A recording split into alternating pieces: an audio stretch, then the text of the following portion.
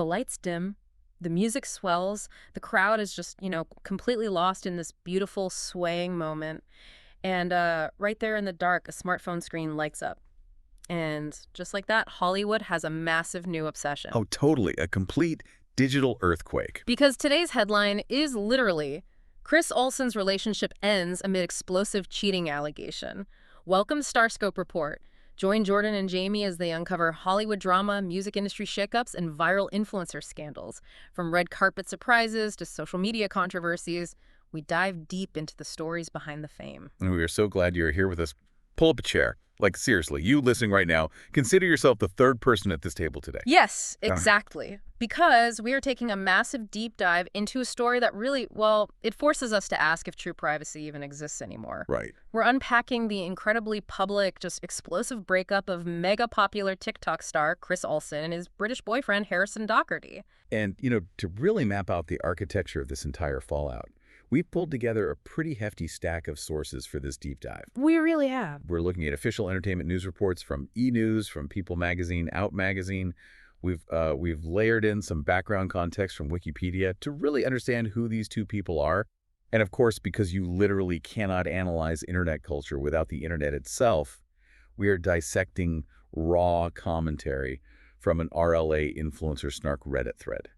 Because our mission today, it isn't just to casually gossip about who cheated on who. I mean, we're looking at the actual machinery underneath it all. We want to understand the modern influencer relationship cycle, how a romance gets gamified, how PR tactics are weaponized, and why keeping a public romance private might just be, well, impossible today. Yeah, the moment your entire currency is authenticity, the boundary between personal heartbreak and, consumable content, it just ceases to exist. Yeah. Exactly. So to understand the sheer scale of this, we have to establish the epicenter. It is July 16th, 2026. And for anyone who has somehow, avoided his massive digital footprint, Chris Olsen isn't just some guy posting videos from his bedroom. No, not at all. According to our background sources, he is 28 years old. He has 14 million followers on his main TikTok account, plus another 6 million on his Club Chris account. Which is just a staggering audience. It really is. And he's a Forbes 30 Under 30 honoree. He was GLA's inaugural Queer Advocate of the Year, as reported by Out Magazine. He runs his own company, Flight Fuel Coffee. He's basically a highly sophisticated one-man media enterprise. I mean, he has a Bachelor of Fine Arts in Musical Theater from Boston Conservatory at Berkeley. He's acted in shows like The Book of Queer. And he spends time touring with Meghan Trainor's brother, Ryan. Right. His entire empire is built on hypervisibility. He monetizes his relatability, his past struggles, his everyday life. But then on this particular July day, that hypervisibility collides with personal trauma in just the most jarring way possible. Oh, completely jarring. Chris posts an Instagram video of himself in the crowd at an Olivia concert in Los Angeles. And over the footage of this soulful, moody, beautiful performance, he just slaps this text overlay that reads, "Just found out I got diabolically cheated on in the middle of an Olivia concert, BW." And then the caption, right? Yeah. Down in the caption, he adds this darkly humorous caveat. He says, "Concert was amazing, at least." I mean, the psychological whiplash of that post is just meticulously constructed. Whether he consciously realized it or not. It's like dropping a grenade in the middle of a serenade. Oh, wow. Yeah, that is exactly it. Right. You have this incredibly chill, aesthetic concert environment. People are swaying, lost in the music, and boom, he casually detonates a weapon of mass digital destruction. He instantly vaporizes his relationship in front of 14 million people. And the shrapnel is really in his vocabulary. Look at the word diabolically. In the TikTok algorithm, language has to be sticky to travel. And diabolically implies, well, malice. It paints a picture. Exactly.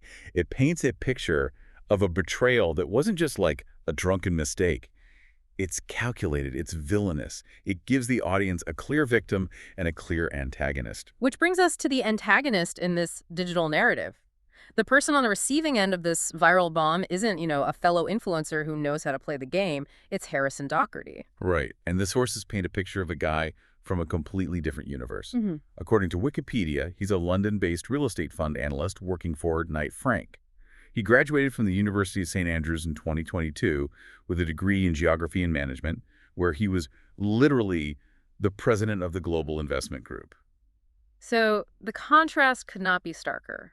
You have an expressive, hyper-online American entertainer colliding with a British corporate analyst who I assume operates in a world of spreadsheets and NDAs. Right, decorum. Yeah. My immediate assumption is that a corporate analyst faced with a 14 million person mob would just lock his accounts, throw his phone in the Thames, and wait for it to blow over. But he doesn't. He doesn't. But wait till you hear what came next, because Harrison does not retreat. But before we get into Harrison's incredibly calculated PR counterattack, if you're loving these Hollywood twists, make sure you're subscribed. We've got even crazier stories ahead in this deep dive. So to really understand why this blew up the way it did, we actually have to rewind a bit. We have to look at the illusion of the private-public romance. Yes, the soft launch era. Because this intense scrutiny didn't just come out of nowhere. It was the culmination of months of deliberate breadcrumbing. Right. So if we look back at the historical context, after a very public, very messy split from his ex Ian Paget in early 2022, Chris actually vowed to never share a relationship in that same public way again. He was very explicit about it. He said that outside opinions only make things harder. Which makes sense. But then we get to late 2025, and Chris enters what we call the soft launch era. He tries to keep Harrison a secret, but in the most public way possible. It's a total paradox. He's blurring Harrison's face in TikToks. He's posting these Red for Christmas Louis Vuitton videos shot entirely from behind. They even wore coordinated couples costumes, Superman and Clark Kent. I mean, the soft launch strategy, it's just wild. It's like building a glass house but putting up sheer curtains. Oh, that's such a good way to put it. Right. You're essentially shouting to your neighborhood, look at how private I am being inside my house. And by trying to keep a mystery boyfriend, it actually gamifies the relationship. It turns 14 million followers into eager detectives. Exactly. Which ultimately makes the romance way more public and scrutinized, not less. And then finally we get the hard launch. Right. E! News covered this extensively. On his 28th birthday, December 22, 2025, Chris finally revealed Harrison's identity. Clear face, no blur. No blur. The caption was, "Finally found him." And at the time, Chris claimed he was the happiest and calmest he'd been in a long time. He was actually praising his new, quote-unquote, private approach. But the audience was already playing the game. They were already invested. And that's not even the wildest part, because when the breakup happens, the fallout is biblical. Which brings us back to Harrison's countermove. Yes. Harrison bypasses the TikTok ecosystem completely. He doesn't do a crying notes app apology. No. According to People magazine, he releases an official statement directly to them and then posts a refined version on his Instagram story. Going to People magazine, the absolute holy grail of legacy celebrity PR. It's 1990s Hollywood crisis management. He tells people that out of respect for Chris, he won't discuss details. He says it isn't healthy or constructive. Okay, but I have to push back on Harrison's strategy here.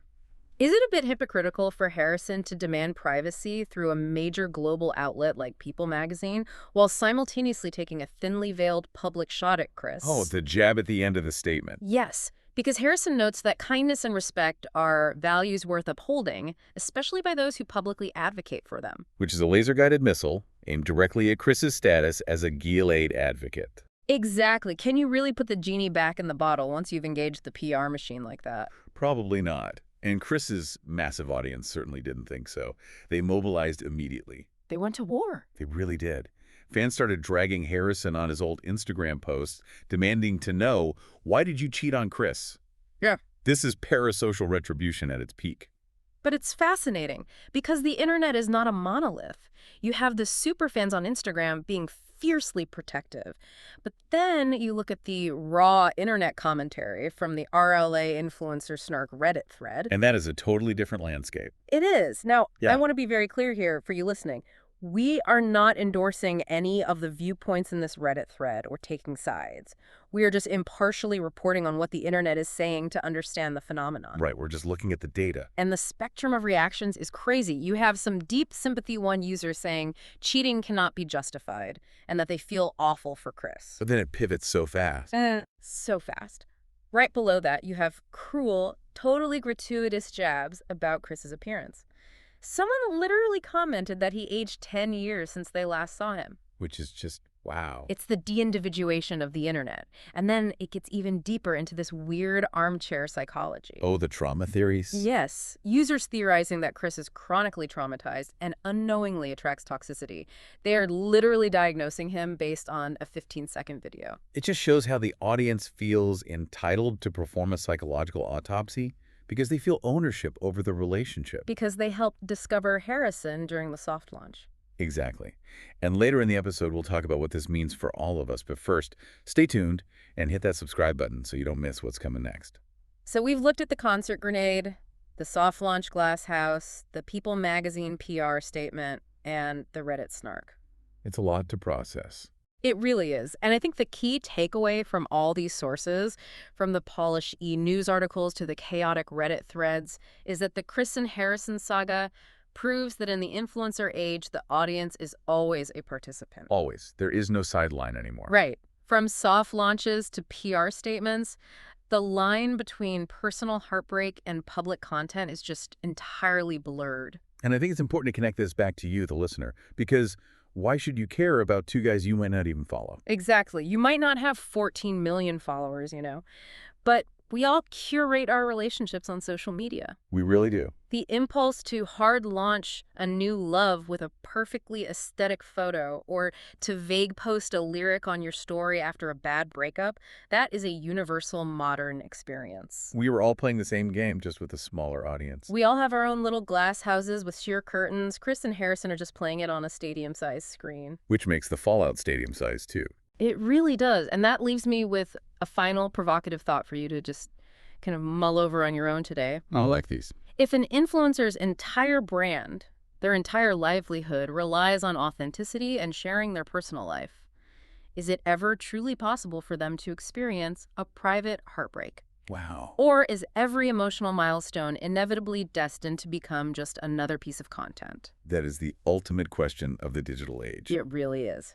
Well, you've been listening to Starscope Report, where Jordan and Jamie uncover the stories shaping Hollywood, music, and pop culture. Thanks for tuning in, and don't forget to subscribe for more stories that keep the stars shining.